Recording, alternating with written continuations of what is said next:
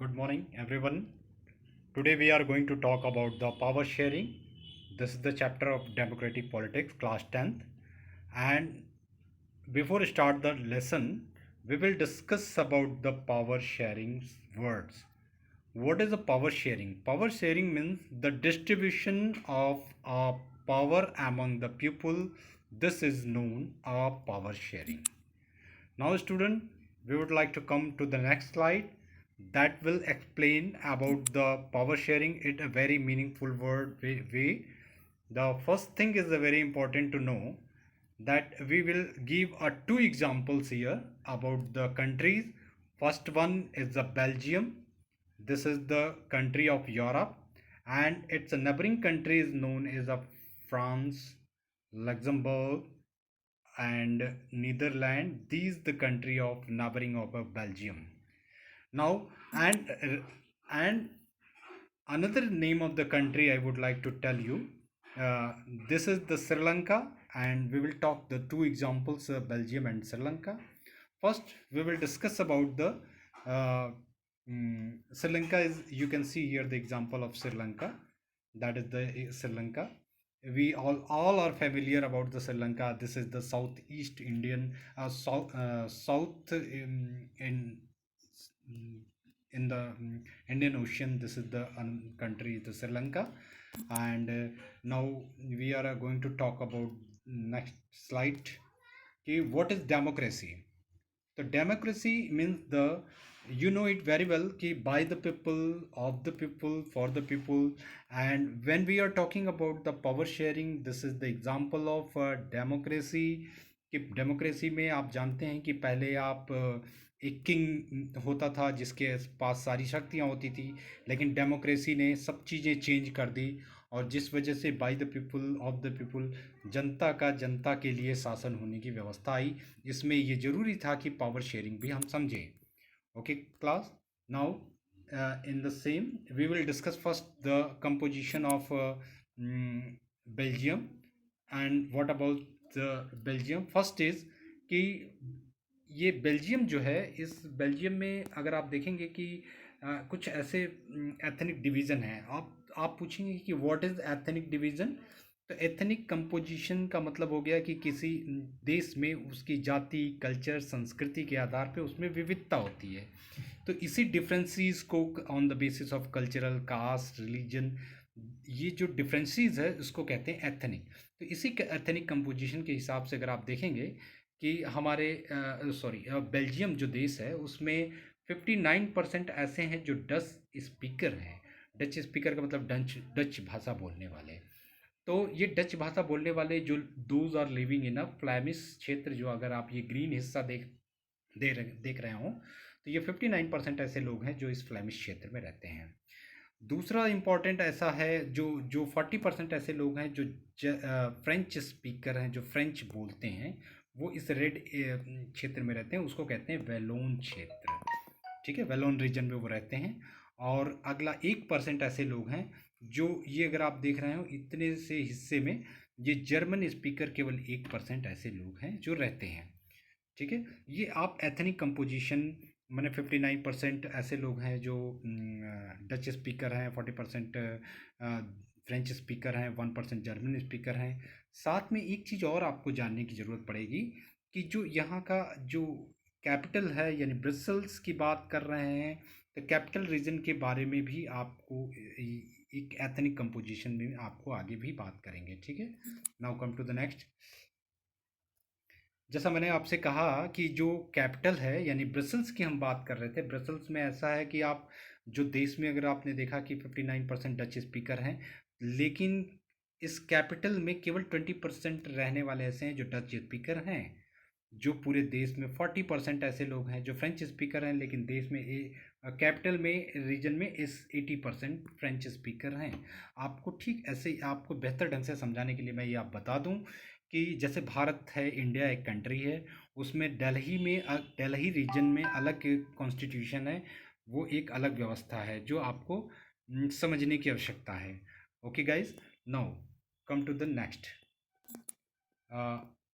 आप देखेंगे कि इस एथनिक डिवीजन को बेल्जियम के कॉन्स्टिट्यूशन मेकर ने किस तरह से उसको सॉल्व करने का प्रयास किया, और जिसकी वजह से ये बेल्जियम मॉडल के रूप में जाना जाता है। First one thing I want to tell you कि tension among the ethnic groups 1950-60 in 1950 से 60 के बीच में जो ये कॉम्पोजिशन था, जिसमें बेल्जियम में अलग अलग लैंग्वेज बोलने वाले थे, डच स्पीकर या फ्रेंच स्पीकर या जर्मन स्पीकर, इनके बीच अपनी भाषा की बनावट के हिसाब से 1950-60 के बीच में काफ़ी मतलब तीखा विरोध देखने को मिला। वो अपने अधिकारों के बारे में, अपने प्रभाव के बारे में जाए, तो ये उसमें एक तीखा विरोध था। बेल्जियम के कॉन्स्टिट्यूशन मेकर ने क्या किया कि they make a Belgium constitution was amended 4 times between 1970 to 1993। ये 1970 से 93 के बीच उन्होंने ये व्यवस्था किया। क्या किया कि they have developed a unique system of arrangement in Belgium to bring ethnic harmony. उसमें उन्होंने ये प्रयास किया कि हर भाषा, हर कल्चर को बोलने वाले लोगों को बराबर स्थान दिया जा सके। ठीक है, तो अब आप देखिए इस मॉडल के बारे में और डिटेल में हम बात करें। Next one is element of a Belgium model. क्या था कि जो फ्रेंच स्पीकर हैं, जो डच स्पीकर हैं, जो जर्मन स्पीकर हैं, उनको सेंट्रल गवर्नमेंट में इक्वल प्लेस दिए जाएँ, बराबर स्थान दिए जाए। सेंट्रल गवर्नमेंट में कैबिनेट मिनिस्ट्री अगर ऑर्गेनाइज हो तो उनमें ये ना देखा जाए कि उनकी संख्या कितनी है, बल्कि उनको बराबर स्थान दिया जाए। Second thing, no single community can make a unilateral decision. किसी भी कम्युनिटी को ये अधिकार नहीं दिया गया कि वो कोई एक तरफा डिसीजन ले सकें। अगर डच स्पीकर हैं तो वो कोई निर्णय ऐसा नहीं ले सकते हैं जिसमें जर्मन स्पीकर जो 1% है रहने वाले बेल्जियम में, उनके अधिकार छीने जा सकें। इस तरह का कोई भी संविधान बनाने वाले पॉलिसी मेकर जो थे, उन्होंने कोई स्थान ऐसे कॉन्स्टिट्यूशन में नहीं रखा। Many powers of the central government has been given to state government. और साथ में ये भी रखा कि जैसे फ्लेमिश क्षेत्र है, वैलोन क्षेत्र है, उनको उनके अधिकारों के साथ फ्रीली उनके स्टेट में काम करने के लिए फ्रीडम दे दिया। That's a great thing. जैसे अगर आप देखेंगे भारत में भी ऐसा चीज़ें देखने को मिलता है कि एमपी गवर्नमेंट आप फ्री है अपने तरह से काम करने के लिए। उत्तर प्रदेश गवर्नमेंट आप उसका अलग तरीका है, अपने क्षेत्र में अपने लोगों के बेहतरी के लिए बेहतर ढंग से काम कर सकता है, limited interference of the central government. तो ठीक उसी तरह से उन्होंने भी इस तरह से संविधान बनाया। आगे देखिए, द कैपिटल सिटी। अब जरा सा बात करते हैं कि ये तो हो गया उनका सेंट्रल गवर्नमेंट की इस तरह की व्यवस्था। फिर साथ में उन्होंने क्या किया कि कैपिटल सिटी, जैसे कि भारत में अगर दिल्ली क्या है, अगर आपने देखा होगा, दिल्ली का अपना जो है राज्य है, वहाँ अपनी गवर्नमेंट है, उसका अपना एक चलाने का तरीका है। ठीक उसी तरीके से बेल्जियम में ब्रसल्स भी एक ऐसा देश है कि कैपिटल है, जो उसने क्या किया कि separate government Dutch French communities will have to equal representation. उन्होंने ये भी देखा कि वहाँ भी अगर गवर्नमेंट बन रही हो तो वहाँ मतलब कैपिटल रीजन में भी उनको पर्याप्त स्थान दिया। फिर साथ में there will be the third form of government. उन्होंने क्या किया कि कम्युनिटी गवर्नमेंट भी बनाया। अब लोकल लेवल पे भी उन्होंने ध्यान में रखा कि जैसे अगर मान लीजिए डच स्पीकर है, तो वो अगर अपने रिप्रेजेंटेटिव को चुनना चाहे तो वो वोट देगा डच लीडर को। फिर उसी तरीके से फ्रेंच लोग फ्रेंच लीडर को चुनेंगे, जर्मन लोग जर्मन। ये इससे मैटर नहीं करता कि वो बेल्जियम में कहाँ रहता है।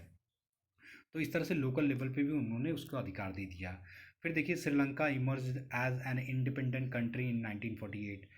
और ये बेल्जियम मॉडल के बाद अब बात करते हैं जरा श्रीलंका के बारे में, जो इससे कैसे अलग है ये समझने का प्रयास करिएगा। श्रीलंका का बेल्जियम का मॉडल तो आपने समझ लिया। बेल्जियम का मॉडल इतना कॉम्प्लिकेटेड भी लग सकता है आपको, लेकिन ये जान लीजिए कि जो उसने स्थान अपने डिफरेंट एथनिक कल्चर को उसने संजोने का प्रयास किया, जिसकी वजह से यूरोपियन यूनियन ने अपने यहाँ एक मुख्यालय भी वहीं बनाया, यही एक महत्वपूर्ण वजह थी। फिर आइए जरा श्रीलंका ने इस तरह के डिफरेंशिएट को कैसे सॉल्व किया और क्या उनके यहाँ प्रॉब्लम आई, ये देखने का प्रयास करते हैं। देखिए, श्रीलंका इज़ इमर्ज एंड 1948 में वो श्रीलंका आज़ाद हुआ। वहाँ सिंहाला भाषा बोलने वाले बौद्धिस्ट मेजॉरिटी में थे।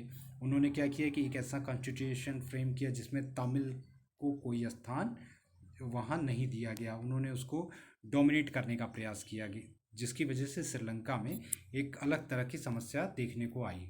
1956 में उन्होंने एक अमेंड पास किया, जैसे मैंने बताया आपको। पॉलिसी भी ऐसे बनाया कि सिन्हाला बोलने वालों को मतलब उन्होंने राज्य में विशेष दर्जा दिया। साथ में स्टेट गवर्नमेंट, सेंट्रल गवर्नमेंट में, सॉरी, इस देश में कहीं भी अगर कोई संविधान मतलब कोई गवर्नमेंट अगर कोई सरकारी जॉब या गवर्नमेंट जॉब मिल रही है तो सिन्हाला को ही प्राथमिकता दे दी गई, और बोलने वालों को, तमिल को इग्नोर किया गया, जिसकी वजह से तमिलियन लोगों ने उसका अपोज किया। क्या किया उन्होंने? तो अगर आप देखेंगे, the Sri Lanka Tamils launch a parties struggle for the recognize the Tamil ने नया ऑफिशियल लैंग्वेज, तमिल को स्थान दिलाने के लिए उन्होंने पार्टी ऑर्गेनाइज की, विरोध अपोज किया। साथ में उन्होंने कहा कि तमिल को भी सरकार गवर्नमेंट में जो जॉब्स क्रिएट होती हैं उसमें भी उनको स्थान दिया जाए। इस तरह से उन्होंने विरोध करना शुरू कर दिया। ठीक है। उसके बाद अगर देखिए तो Sri Lanka the Sri Lanka The Sri Lankan Tamils launched a party's struggle for the recognized Tamils and official, जैसे मैंने अभी आपसे बात किया था। Now come to the next। इसके बाद जो आपको जो इम्पोर्टेंट चीज़ बतानी है वो ये है कि किस तरह से देखिए, द श्रीलंका तमिल्स लॉन्च, हाँ, फिर इसके बाद जो है ये देखिए कि the distance between the two communities turned into wide spread. और ये सिन्हाला भाषा बोलने वाले बौद्धिस्ट लोगों ने जिस तरह से इन्होंने काम किया था, उन्होंने कॉन्स्टिट्यूशन में इस तरह से बनाया जो उनके फेवर में हो, जिसकी वजह से श्रीलंका में एक सिविल वॉर जैसी स्थिति उत्पन्न हो गई। तमिल ने उसका विरोध करना शुरू कर दिया, और सिन्हाला बोलने वाले बौद्धिस्ट उसको उनके इस विरोध को डिसएग्री करते थे, जिसकी वजह से ये वहाँ की स्थिति खराब होती चली गई। और आपको बता दें कि जहाँ भी देश के व्यक्तिगत विकास के साथ साथ संविधान ऐसा होना चाहिए जो देश के लोगों को सम्मान दिलाए, और जिसकी वजह से वो आगे आने वाले समय में उनके पॉलिसी बनाने में भी उनको इम्पोर्टेंट मदद मिलती है, और इकोनॉमिक कंडीशन भी उनको इम्प्रूव करने को मिलता है। Okay class, now next one is the forms of a power sharing. Power sharing के भी अलग अलग तरीके हैं। अगर आप देखेंगे, power share among the different organs of the government, ये अलग अलग, जैसे केवल सरकार में ही नहीं, कुछ पार्टियां होती हैं, उन पार्टियों में भी पावर का डिस्ट्रीब्यूशन किया जाता है। और पावर डिस्ट्रीब्यूशन इसलिए भी ज़रूरी है क्योंकि बहुत सारे लोग पावर का, अपने आप को पावर का हिस्सा मानते हैं, और जिसकी वजह से ये है कि दोनों तरफ से फ़ायदे होते हैं। किसी एक के हाथ में एक तरफा फैसला लेने का अधिकार नहीं होता है, लोग अपने आप को सरकार का हिस्सा भी मानते हैं। ये सब चीज़ों की वजह से ये बेनिफिशियल होता है। Power can be shared among the government different level, जैसे कुछ होता है कि एक यूनियन गवर्नमेंट होती है, एक स्टेट गवर्नमेंट होती है, फिर तीसरा एक तरह का अलग गवर्नमेंट होती है जिसको कहते हैं लोकल लेवल की गवर्नमेंट। भारत में भी ऐसे है, जैसे केंद्र सरकार है, राज्य सरकारें हैं जो अलग अलग स्टेट में अपना अपना रेजिम है उनका, फिर साथ में लोकल लेवल की भी गवर्नमेंट है जिसको आप कहते हैं नगर पालिका और पंचायतें। ठीक है। Now come to the next. Power may also be shared among the different social groups such as linguistic groups, community government। इस तरह से वो पावर का डिस्ट्रीब्यूशन किया जा सकता है, जैसे कि उनकी भाषा के आधार पे या कम्युनिटी समुदाय के आधार पे। इस तरह से अलग अलग लोगों के बीच पावर का डिस्ट्रीब्यूशन किया जा सकता है। Power sharing arrangement can be also seen in the political party, जैसे मैंने कहा प्रेशर ग्रुप्स में भी होता है। And in contemporary democracies, this like that form of the competition among the different parties, social groups, इस सब में भी अगर आप देखेंगे तो पावर शेयरिंग के एग्जांपल देखने को मिल सकते हैं। Okay, thank you. आप इसके एक्सरसाइज करिए। कोई डाउट हो तो please contact on my personal number, that will beneficial for you. Okay, I hope enjoy that video। thank you।